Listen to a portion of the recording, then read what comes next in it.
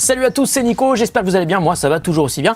J'ai un truc à vous annoncer, on va tous passer au Wi-Fi 6. Et là vous me dites, ah bon? Mais au fait, je suis en Wi-Fi 4 ou en Wi-Fi 5? C'est normal, hein.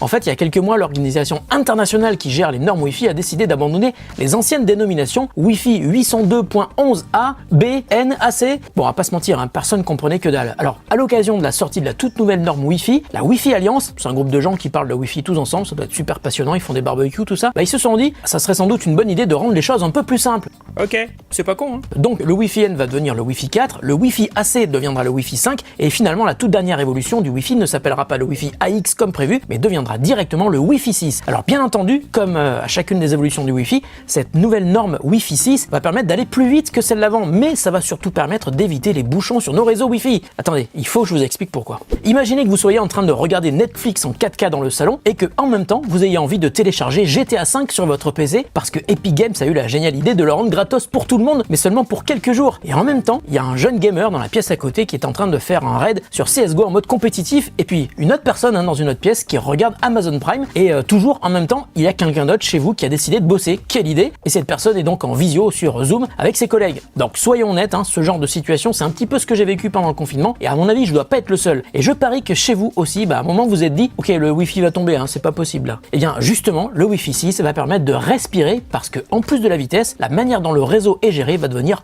beaucoup plus intelligente. Alors si vous avez une box ou un routeur Wi-Fi, vous avez peut-être déjà vu deux options possibles pour votre réseau, 2,4 GHz et 5 GHz. Alors je sais, hein, vous vous êtes dit ouais je vais me mettre en 5 GHz, ça va plus vite. C'est vrai, mais c'est pas aussi simple, hein. La bande de fréquence des 5 GHz est effectivement plus rapide, mais elle passe moins bien les obstacles pour les murs, pour les portes, et elle va moins loin. Quand on a un appart qui est très grand, eh bien ça marche pas aussi bien. Le Wi-Fi 6 lui va permettre de continuer à utiliser la bande des 2,4 GHz, donc qui va plus loin et qui arrive mieux à franchir les obstacles, mais le Wi-Fi 6 va la rendre beaucoup plus rapide. Donc pour la maison c'est génial, hein, mais ça va l'être aussi pour tous les endroits qui utilisent du Wi-Fi pour donner du réseau à beaucoup de monde en même temps. Par exemple les gares, les aéroports et même les entreprises avec les open space. Alors je vais pas rentrer dans les détails techniques, mais le Wi-Fi 6 permet d'améliorer la vitesse d'une part, mais aussi la manière d'envoyer et de recevoir des données aux appareils connectés de la maison sans qu'il n'y ait de bouchons sur le réseau. Je vous l'ai dit, on appelle ça le multi-user MIMO et je vous explique comment ça marche. Alors avant le Wi-Fi 6, lorsqu'un routeur devait envoyer ou recevoir des données sur votre réseau, il devait attendre que le canal d'envoi ou de réception soit libre. Et comme tous les objets connectés de la maison ont une connexion permanente avec votre routeur Wi-Fi, plus on a d'objets connectés à la maison et plus le routeur Wi-Fi est sollicité et ce en permanence. Le Wi-Fi 6 règle ce problème de deux manières. Tout d'abord grâce au multi-user MIMO qui permet d'envoyer des informations sur plusieurs canaux simultanément et une autre fonctionnalité qui s'appelle le OFDMA qui permet de diviser les canaux en plusieurs sous-canaux, ce qui permet donc d'être en contact avec plus d'appareils en même temps. Bon, je vous rassure, ça y est, hein, la partie la plus compliquée est passée.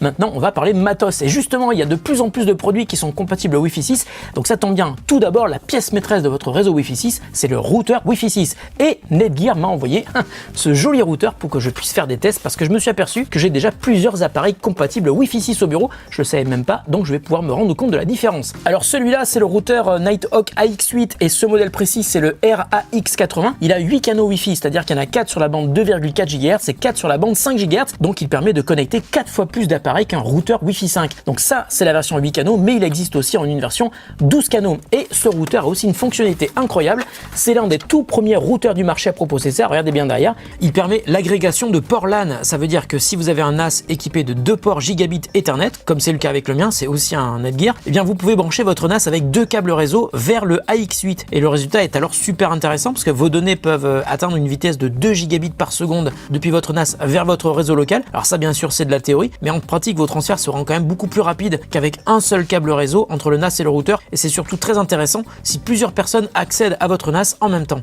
Alors ce qui est super cool c'est que ce routeur va être utile même si aucun de vos appareils n'est Wi-Fi 6 parce qu'avec le OFDMA et le multi-user MIMO, votre réseau sera déjà beaucoup plus rapide et plus fluide. Mais je vous l'ai dit, hein, les appareils Wi-Fi 6 sont en train d'arriver très vite. Par exemple, l'iPhone 11 Pro est Wi-Fi 6, le Oppo Find X2 Pro l'est aussi, tout comme d'ailleurs le Find X2 Neo. Mais l'un des premiers smartphones à avoir été compatible Wi-Fi 6, c'est le Samsung Galaxy Note 10 Plus. Alors pour faire évoluer son PC, on trouve maintenant des cartes Wi-Fi 6 internes ou externes, Mais certains PC sont déjà compatibles Wi-Fi 6 et c'est le cas du Alienware M15R2 dont je vous ai déjà parlé sur la chaîne. Si vous n'avez pas vu la vidéo, je vous conseille d'aller voir ce test parce que c'est vraiment un appareil hors du commun. Alors le truc sympa avec les appareils qui sont Wi-Fi 6, c'est qu'en plus des échanges de données très rapides avec le routeur, ils ont aussi une nouvelle fonctionnalité qui permet d'économiser leur batterie. Maintenant, les appareils vont pouvoir indiquer au routeur qu'ils ont fini de transmettre des données et leur partie Wi-Fi va carrément se mettre en veille quand elle n'est pas utile. Après, la carte réseau interne sera capable de se réveiller dès que l'accès réseau sera à nouveau nécessaire pour vos smartphones par exemple. Alors évidemment, tout ça c'est transparent pour l'utilisateur, mais à l'échelle d'une journée complète, ça permet de faire clairement baisser l'usage de la batterie et ça aussi c'est une petite révolution. Alors je vous l'ai dit, ici j'ai plusieurs appareils compatibles Wi-Fi 6, mais j'en ai aussi d'autres qui ne le sont pas. Alors ce que j'ai fait, c'est que j'ai créé un deuxième réseau Wi-Fi au bureau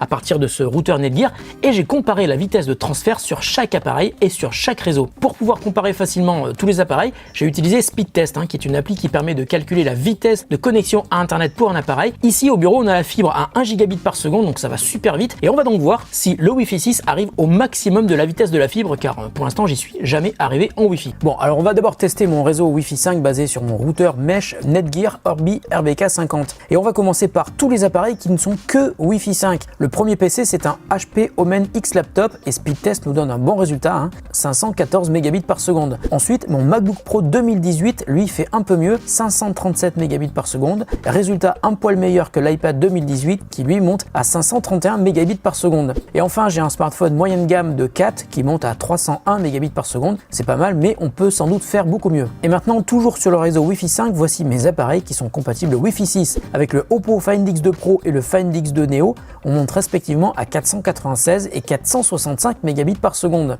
Et on passe sur deux autres modèles haut de gamme, l'iPhone 11 Pro qui va plus haut, 596 mégabits par seconde, et le Galaxy Note 10 Plus fait encore mieux, 597 mégabits par seconde. Et enfin, mon seul PC compatible Wi-Fi 6, le Alienware M15R2, monte à 587 mégabits par seconde, donc beaucoup mieux que le HP. Voilà, maintenant j'ai connecté tous mes appareils sur mon réseau Wi-Fi 6 basé sur le Netgear Nighthawk AX8 et vous allez voir que les résultats sont très impressionnants et parfois étonnants. Dans la série des appareils Wi-Fi 5, ça va plus vite. Le HP Omen X Laptop monte à 536 mégabits par seconde. Grosse progression pour mon MacBook Pro 2018 qui booste à 722 mégabits par seconde. L'iPad Pro 2018 monte lui à 615 mégabits par seconde. Et le petit smartphone 4 fait un peu mieux qu'en Wi-Fi 5. Là, il monte à 314 mégabits par seconde. Alors, petite surprise et sans doute un problème d'optimisation pour le Oppo Find X2 Pro qui fait moins bien qu'en Wi-Fi 5, c'est bizarre. Il plafonne à 430 mégabits par seconde alors que le Find X2 Neo monte lui à 535 mégabits par seconde. Alors je rappelle que ces deux smartphones sont même pas encore sortis au moment où je fais ce test. En revanche, ça va bien plus vite sur l'iPhone 11 Pro qui monte à 749 mégabits par seconde et le Galaxy Note 10 Plus est monté jusqu'à 720 mégabits par seconde. Bon là j'ai mal classé le résultat dans Speedtest mais on le voit ici.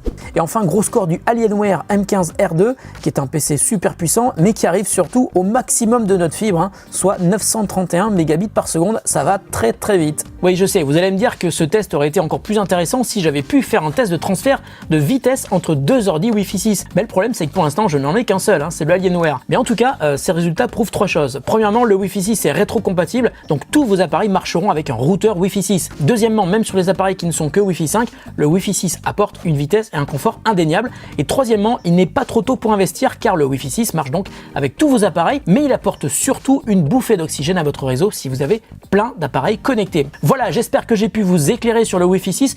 En tout cas, en préparant cette vidéo, j'ai découvert plein de trucs que je ne savais pas et je me suis convaincu moi-même, il faut que je fasse migrer mon réseau vers du Wi-Fi 6. Peut-être que vous aurez la même envie. Alors, je précise un truc, cette vidéo n'est pas du tout sponsorisée, mais si vous avez envie d'acheter du matos, je vous mets plein de liens dans la description de la vidéo et ce sont des liens d'affiliation. Ça veut dire que pour vous, ça ne change absolument rien, mais si vous achetez en passant par mes liens, ça me permet d'avoir une petite commission de 3% sur les ventes sur Amazon et de cette manière, ça me permet de continuer à faire vivre la chaîne et de faire des tests pour vous. Voilà, la vidéo est terminée, j'espère qu'elle vous a plu comme toutes les autres vidéos de la chaîne. On se retrouve très bientôt pour une autre vidéo qui n'aura sans doute rien à voir avec celle-ci. Salut à tous et à très bientôt.